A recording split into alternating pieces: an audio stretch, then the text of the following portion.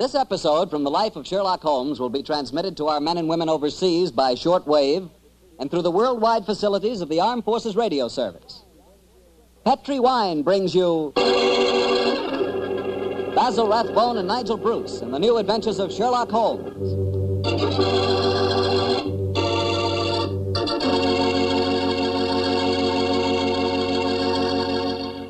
The Petri family, the family that took time to bring you good wine, invite you to listen to Dr. Watson tell us another exciting adventure he shared with his old friend at Master Detective Sherlock Holmes. Well, this is it, New Year's Eve. And I wish you could be here with us this evening so we could toast each other with a glass of Petri California port. As you know, port wine has long been a favorite wine for celebrating a happy occasion. That's because port is a wine rich in tradition. And you couldn't ask for a more delicious port than Petri port. Petri port is a deep, glowing red color, beautiful to look at and wonderful to taste, with a hearty, full flavor that's right from the heart of the grape.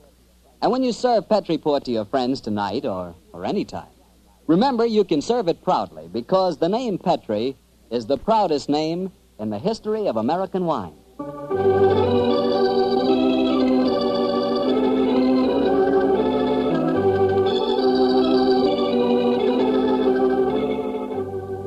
And now I'm sure Dr. Watson's waiting for us, so let's drop in and see him. Good evening, Doctor. Good evening, Mr. Bartell. Draw up your usual chair. Thank you. That's it. Well, did you enjoy the Christmas holidays? Well, I've had a whale of a time, thank you, but I don't think I can face a turkey or a mince pie for at least another year. How about you, Doctor? Oh, I had a very pleasant week, too, my boy. Parties, visitors, and a flattering number of Christmas messages to be answered. Oh, say, you got a new pipe. Is that a Christmas present? Yes, new pipe, new tobacco pouch, and a pound of my favorite tobacco. All of them sent to me from London by an old client and a friend of mine, Sir Ian Dunbar. An old client, huh? Well, do you mean he was one of your patients, or was he someone that you and the great Sherlock Holmes helped? The latter, Mr. Bartell. As a matter of fact, it was receiving this gift that reminded me of the story I've decided to tell you tonight. A story in which Sir Ian Dunbar played a prominent part. And how did it begin? The day before New Year's Eve in 1899, Sherlock Holmes and I sat in opposite corners of a first-class railway carriage as we sped towards Edinburgh in the Flying Scotsman. What took you and Sherlock Holmes up there, Doctor? It started off as a holiday visit, Mr. Bartell. My old friend Sir Walter Dunbar had asked Holmes and me to spend a few days with him at Dunbar Castle, about 20 miles outside Edinburgh. After we left King's Cross Station, Holmes, his sharp, eager face framed in his deerstalking cap, dipped into the bundle of fresh papers which he'd brought with him. We left Bedford far behind us before he thrust the last one of them under the seat, leaned across, and offered me his cigar.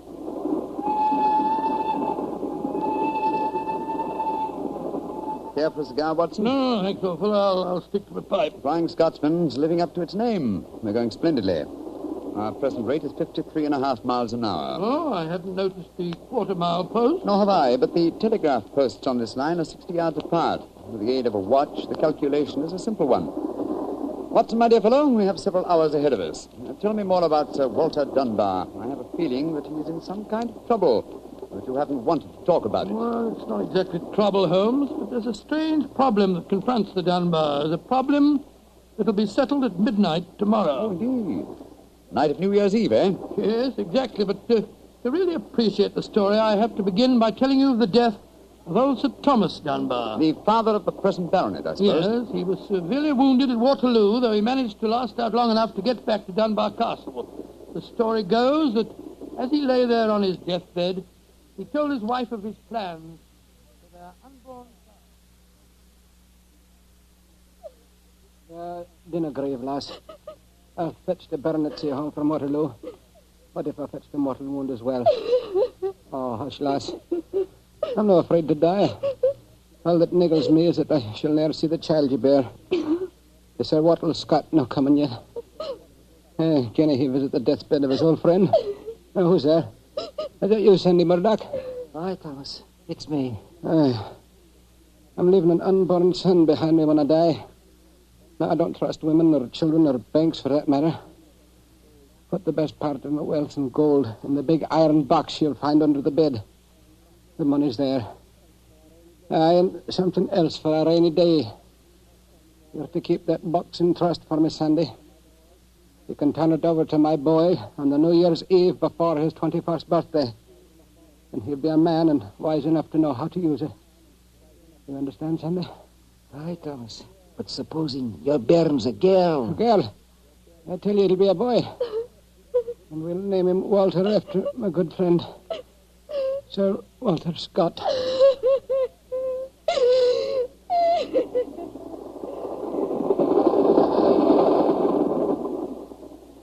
Very interesting story, Watson. And that child, of course, is the gentleman we are going to see now, Sir Walter Dunbar. Exactly.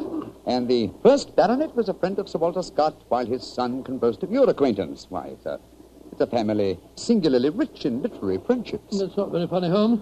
To continue, I suppose you can guess what happened. Sir Thomas carefully drew up a document to specify the New Year's Eve before the baronet's 21st birthday. And the poor child was born on February 29th.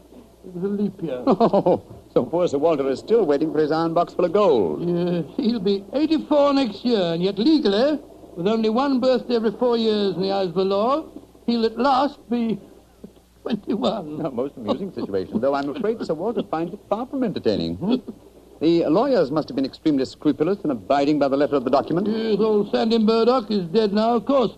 But he, too, is a great-grandson, William Murdoch, who still handles the Dunbar estate. He'll be at the castle tonight to formally hand over the iron box. I'm delighted you accepted the holiday invitation of Sir Walter. My dear fellow, I've needed a rest, but I've always loathed too strict a one. This situation may pose a nice little problem for me. Problem? Yes, I'm reasonably certain that the aged Sir Walter Dunbar will not get his iron box full of gold on this New Year's Eve either. But we shall see, old fellow. We shall see.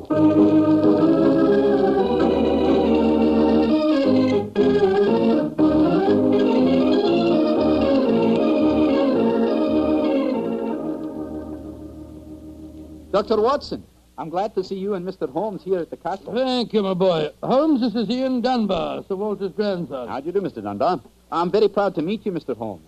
I've heard a lot about you. Our grandfather will be down in a few moments. Let's go into the library, shall we? Well, I imagine Sir Walter's quite excited about tonight's ceremony, isn't he? Wouldn't you be, if you'd waited 63 years too long for an inheritance? Indeed, I should. Thank the Lord I had the foresight to be born on the prosaic date of August the 21st. Even if your grandfather's death, you will be the next baronet, I take it. Yes, Mr. Holmes. You see, my father was killed 2 months ago at Mafeking. Yes, I read about it in the papers, my boy. I'm very sorry. Thank you, Doctor. The opening of the box isn't going to be the only ceremony at midnight. Dorothy and I are announcing our engagement. Dorothy? Dorothy Small. She and her father are staying here, too. My congratulations. Yes, indeed, Ian. Indeed, mine, too. Thank you. It's been quite a battle with her father, though. He's a businessman and isn't impressed with titles when they aren't accompanied by a suitable income. But when we told him about the inheritance, he relented and gave his consent. Here's Dorothy now. Dorothy, darling, I want you to meet 2 friends of mine, Mr. Sherlock Holmes and Dr. Watson. How do you do? Now, how do you do, Miss Small? How are you, my dear? From what this young man's been telling us, I gather that congratulations are in order. Thank you. I finally persuaded Father that Ian would make a worthy son-in-law. For a while, I was afraid we'd have to elope to Gretna Green, live in a cottage on bread and cheese and love, and brave the parental wrath, just as they do in the storybooks. Oh, Sir Walter, there you are. Watson, my dear boy. How are you? And this must be your friend Sherlock Holmes. How do you do, Sir Walter? Very well for a young nipper who'll be 21 at midnight. Gentlemen, may I introduce Mr. Herbert Small? How do you do? How do you do, sir? I believe that we have to congratulate you on the engagement of your daughter. That was supposed to remain a secret until midnight. The Dunbar box was finally opened. Dinna be grouchy, Herbert. The children are in low, and I'm going to settle money on Ian. And it's New Year's Eve. Let's enter into the spirit of the occasion. Bring out the glasses, Ian. I've had some bottles of my special pride put out. It's the finest port in Scotland. The cream of Dunbar. Aye. My father laid the first bottle down the year before I was born. And a drink of the brew will surely warm the cockles of your heart. Well, my mouth's watering already, Sir Walter. When is this lawyer fellow, young Murdoch, getting here? Oh, any moment, Herbert. As soon as he arrives, we'll have dinner, and then we'll be ready for the evening ceremonies. He's bringing the famous iron box with him, Sir Walter? If he doesn't, they won't get any dinner, Holmes. Ian, pass the glasses around, my boy. There you are, Murdoch. Good evening, Sir Walter. Oh, you've got the box with you, I see. Now the party's complete. Oh, let me introduce you. Miss Small, her father, Mr. Small, my grandson, Ian, you know. Mr. Sherlock Holmes, Dr. Watson. How do you do, sir? I'm sorry I'm late, Sir Walter. My train was delayed. Oh, that's all right, Murdoch. You're here, and you brought the box. That's all that matters. Ian, give our young lawyer a drink. Here, I'll help you pour it. I must say that this is rather exciting, Holmes. The famous iron box with its inheritance of gold. Yes, and from the size of the box, at a rough guess, I should estimate its cubic content in gold at around 5,000 pounds. Not a vast sum, perhaps, to a businessman like Mr. Small, but a windfall to an impecunious Scottish baronet. Yes, I suppose it is. A strong young man, Mr. Murdoch. How do you mean strong, Holmes? A box that size, full of golden sovereigns, would weigh a considerable amount. And yet the lawyer carried it single-handed. Now that we're all assembled, I'm going to propose a toast. Though it's still some hours off yet, let's drink to the new year. It means a lot to some of us. To 1900. 1900. We should toast more than just 1900, Sir Walter. We should drink to the new century that's about to begin. Good idea, Dorothy. Oh, I'm afraid that wouldn't be quite appropriate, Miss Small. To be accurate, the 20th century won't begin until January the 1st, 1901, and not 1900. Of course. That's it. Dorothy, I'm afraid your wedding can't take place for some time yet. Father, what are you talking about? I read an article in The Guardian the other day that said just the same thing as you, Dr. Watson. And what's more, it said something even more important. It said that 1900 is not a leap year. Oh, rubbish. Leap year comes every 4 years. There was one in 1896, then obviously 1900 is one. I think Mr. Small may be right. What do you say, Mr. Holmes? Do you know? Well, I hope no one would bring up this point, but it's the little problem I referred to on the train, my dear Watson. Yes, I remember. Holmes, for heaven's sake, answer. Is 1900 a leap year or no? I'm afraid it's not, Sir Walter. No? Because of a slight imbalance that would otherwise be produced in the calendar. Of the even century years, only those divisible by 400 are leap years. In other words, 1600 was a leap year, the year 2000 will be a leap year, but 1800 and 1900 are not leap years. Then you have no birthday next year, Sir Walter, and I'm afraid I can't open the box tonight. And the Dunbars won't get their inheritance. And you, my dear, don't marry for a few more years. I won't allow you to marry a pauper. Mr. Holmes, are you sure of your facts? I'm very much afraid that I am, young man. Oh, this is terrible. I can't stand any more. No, don't take it too badly, Sir Walter. Here, drink this. There. That's it. After all, you only have to wait another 4 years. Another 4 years? At my age, young man, at my age. Oh, no. I shall never live that long. Hey, what is it, Angus? Dinner is prepared, Sir Walter. You can serve it as soon as you're ready, sir.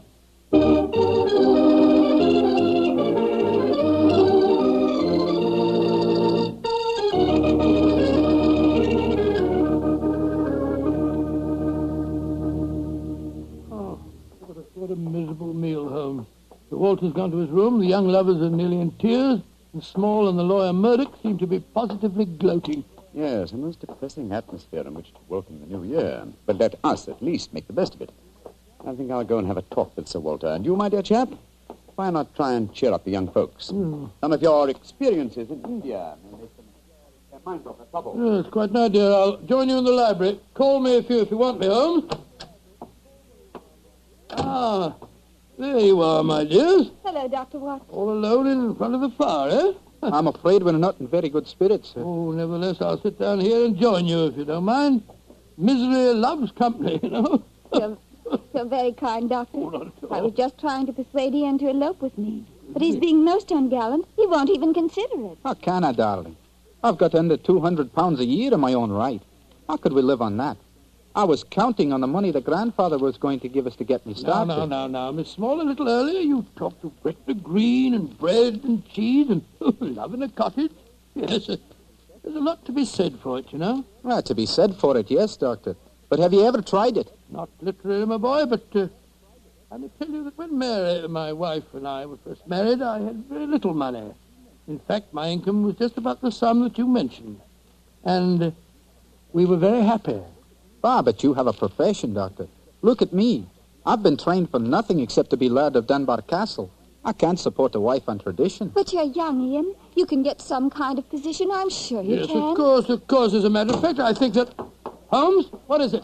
What's wrong? That's devil's work afoot, Watson. Come with me, old fellow. And you, Mr. Dunbar. Mr. Holmes, what's happened? It's Sir Walter. I went to his room. It was in darkness, but in the moonlight I saw two figures struggling by the open casement. One of them was Sir Walter. As I entered, he disappeared from sight. His attacker had pushed him out of the window into the moat. How dreadful.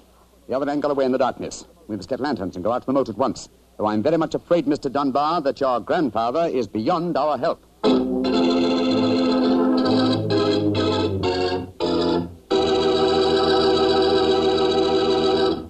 Dr. Watson will be back in just a second, so I'd just like to remind you that if you want to serve a wine over the holidays that you're sure the ladies will enjoy, serve Petri California Muscatel.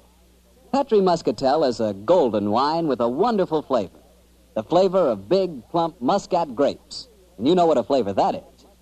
I'm sure you'll find that Petri Muscatel is the favorite wine of all women, just as Petri Port is the favorite wine with men. And incidentally, if you're not sure which to get, Petri Muscatel or Petri Port, don't buy one, buy two. Get them both, and you'll be sure to please everyone. Now, to get back to our story, someone had pushed poor old Sir Walter out of his bedroom window and into the moat below. Isn't that right, Dr. Watson? Yes, Mr. Bartell. Of course, we grabbed lanterns as fast as we could and rushed outside, but it was a hopeless task. The water was 8 or 10 feet deep, and it seemed obvious that the elderly Sir Walter wouldn't have a chance of saving himself. But we searched on, the flicker of bobbing lanterns and the scurrying figures in the frosty moonlight, forming a weird, fantastic... Angus, bring a lantern over here. Aye, sir. Can you see anything, Holmes? Not a thing. Well, I don't see why your friend doesn't call the police, Dr. Watson. He's accomplishing We nothing. thought there might be a chance of finding the old man alive, Mr. Small. He wants to avoid a scandal, if possible, for your sake, sir, as well as the Dunbars. The scandal can't touch me or Dorothy over this. Her engagement was never announced. Thank heaven. That's a great pity, sir. I should think some new blood in your family would be a great improvement. You're being confoundedly impertinent, Doctor. And you'll be confoundedly heartless, sir. Well, Holmes, have you given up hope? I'm afraid we'll never find him without dragnets and grappling hooks. Have to call the police. What time is it? Sir Ian, you know the time? What did you call me, Mr. Holmes? Sir Ian. By Jove, yes. It does seem a bit premature, Holmes, but of course you're right. If your poor grandfather's dead, Mr. Dunbar, you're the baronet now. And the time, Sir Ian? It's 11:45, Mr. Holmes. A quarter of an hour to the new year. Sir Ian, doesn't that fact suggest something to you? Yes, it does. So I'm the new baronet, am I? Very well, then. There'll be no more talk of the police for 15 minutes. I want all of you to come back to the castle with me. As the last chime of midnight rings out, I shall have a statement to make. A statement that I want you all to hear.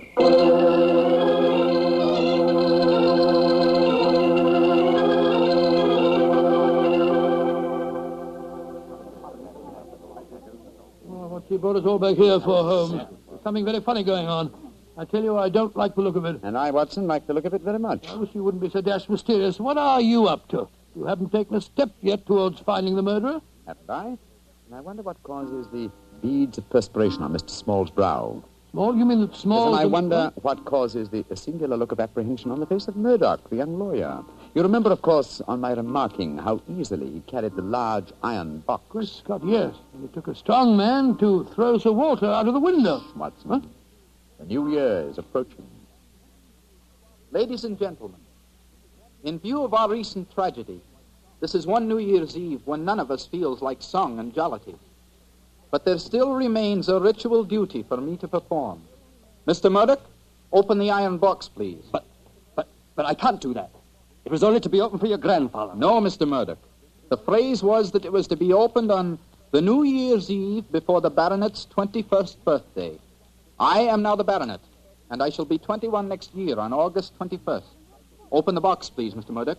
Ian, darling, how frightfully clever of Good you. lad, I hoped you'd think of it. Sir Ian. Murdoch, open that box. Very well, Sir Ian. But I'm afraid you're in for something of a shock.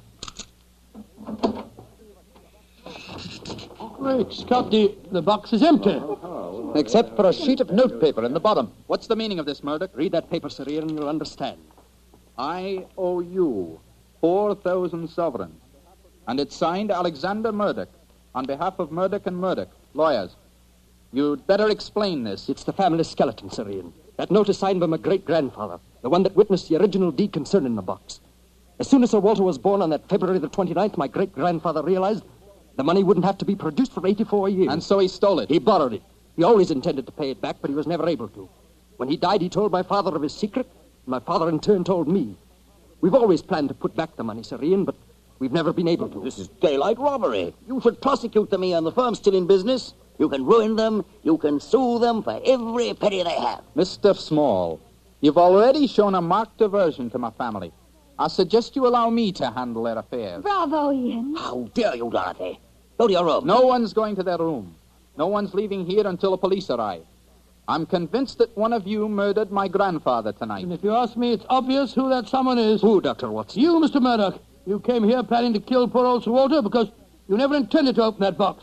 You thought that your secret would die with him. That's a lie. I was going to tell him everything and then ask for time to pay the money. I didn't kill him. Of course he didn't. There's your murderer. You yourself, Ian. Father, what are you saying? I'm saying that Ian's the murderer. He saw that the box wasn't going to be open for another 4 years. He realized out the money couldn't marry Dorothy, so he killed his grandfather and then ordered the box open. You're trying to cover yourself. You pushed grandfather out of that window tonight. You thought that if he died, the box would never be opened. So Dorothy couldn't marry me. You young Gentlemen, gentlemen. Please. Upon my soul, Holmes, you seem remarkably calm. Do I, my dear Watson? I must say I'm absolutely fascinated by listening to three people accusing each other of murder, and each of them producing perfectly sound motives. It's a remarkable example of the dangers of reasoning from motive alone. We should profit by experience, Watson. Mr. Holmes, how can you be so calm? There's a murderer in this I room. suppose this game of charades is getting a little out of hand, Miss Small. Let's conclude it. You'd better come out now. That tapestry, it's moving. A happy new year to you all. Grandfather. Sir Walter, oh, am I seeing a ghost? Oh, Sir Walter, you're all right. But what kind of a game have you been playing? It's a bonny game that Holmes and I invented. You might call it forcing the issue. I was determined to have the box open before the next 4 years were out, whilst I was still alive to look inside it. But the trickery of your family, Murdoch, has made me a very unhappy man. Sir Walter, I shall pay back the money in a few years. I swear I will. It'll be too late to do me any good, but I'll take care that Ian gets it. I've half a mind to prosecute you. Grandfather, the money isn't important now that you're all right. You were counting on it just the same, my boy, so that you could marry Dorothy. I know that. She'll never marry a pauper. I won't allow it. When I'm 21, you can't stop me, Father, and I am going to marry Ian. Be quiet. Sir Walter, it's a very unsavory business. I think that you owe us an explanation of your behavior tonight. You tell him, Holmes. I fancy a wee drop of cream of Dunbar. Watching you all search for my body in the moat has made me thirsty. The explanation is a very simple one, ladies and gentlemen. When you arrived here tonight, Mr. Murdoch, I knew from the way you handled the box that it could not contain the sum of gold it was supposed to. And so you suspected fraud and devised a plan to force the opening of the box. Yes, and Sir Walter was an eager conspirator. Of course I was. Ian is 21 next August. Supposing I had died after he came of age, and before my next birthday, 4 years hence, the box would never have been opened. And so we invented the fake murder story. By the way, Ian, I must congratulate you for grasping the possibilities of the situation so speedily. If you hadn't demanded the opening of the box, the Murdoch secret might still be a secret. It's a clever plan, Holmes. It's too bad that it had to have such a miserable ending. I'm not sure that we have finished with the matter. Mr. Murdoch. Yes, Mr. Holmes? You say that your family took £4,000 from that box? Yes, Mr. Holmes. Curious. I would have sworn from its size that it would hold closer to 5,000. And in your account of the legend, Watson, you told me that Sir Thomas Dunbar stated of his deathbed that he had put something else in the box. Yes. Something for a rainy day, is that Yeah? it? Mm-hmm. Did the Murdochs find that extra something? No, Mr. Holmes. They found nothing but the gold. Oh, that's very odd. I think I'll take a closer look at that box if you don't mind. Since this seems to be a night of telling secrets, I think you might as well know, Father, that if you don't give your consent, I shall elope with him. Oh, bravo, my dear, bravo. No such thing. I admire your resolution, young lady, but I hardly think it will be necessary. What do you mean, Holmes? Permit me to show you all the treasure of the Dunbars. What have you found, Holmes? The something for a rainy day that old Sir Thomas spoke of. You see, since the cubic contents of the box obviously differed from my calculations, I deduced the existence of a false bottom. I was correct. And in that space, I found this. Oh, it's a manuscript. Quite so, the manuscript of a book. Look at the title page and see the author's name. History of the Dunbar Family by Sir Walter Scott. Scott. I think, Sir Walter, that an original and unpublished manuscript by your distinguished namesake will prove worth several times the gold that is missing from that box. You've saved the day for us, Holmes, my boy. God bless you. Oh, this has been as strange a new year as ever I knew. But it's turned out to be a bonny one, thanks to you, Holmes. Well, fill up your glasses. We're going to drink a toast to the new year. Ah, Joe, yes, Sir Walter. This is really a happy occasion. Then let's complete it by singing the traditional song of the season, Auld Lang Syne. And in this case, when we sing Should Old Acquaintance Be Forgot, I feel that in our hearts we should be thinking of Sir Walter Scott. Though he died over 60 years ago, he's made us all very happy here tonight. Should old acquaintance be forgot and never brought to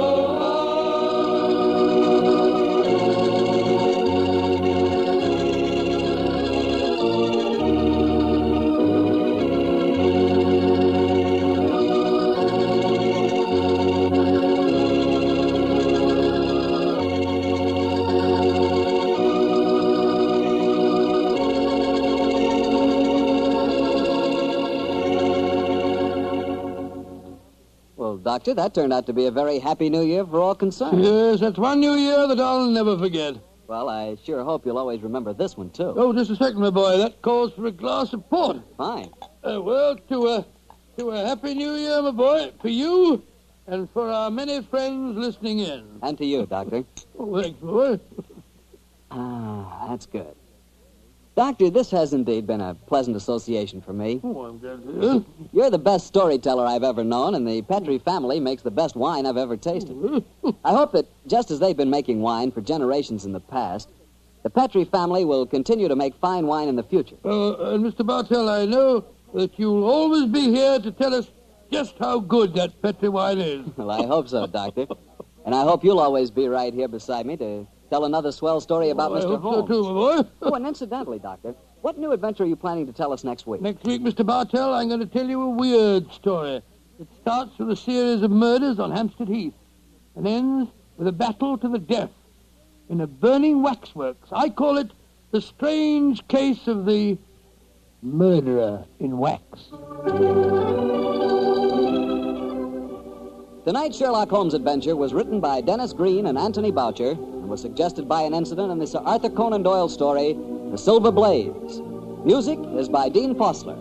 Mr. Rathbone appears through the courtesy of Metro-Goldwyn-Mayer, and Mr. Bruce through the courtesy of Universal Pictures, where they are now starring in the Sherlock Holmes series.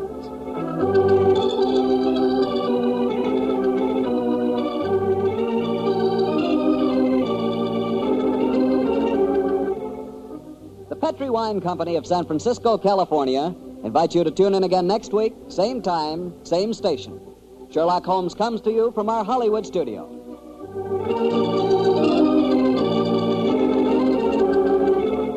This is Harry Bartell saying goodnight for the Petrie family. For a solid hour of exciting mystery dramas, listen every Monday on most of these same stations at 8 o'clock to Michael Shayne, followed immediately by Sherlock Holmes. This is the Mutual Broadcasting System.